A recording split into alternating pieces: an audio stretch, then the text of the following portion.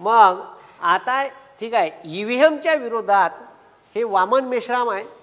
हे वामन मेश्राम भारत मुक्ती मोर्चा नावाचं एक संघटन चालवते आणि हे खतरनाक संघटन आहे.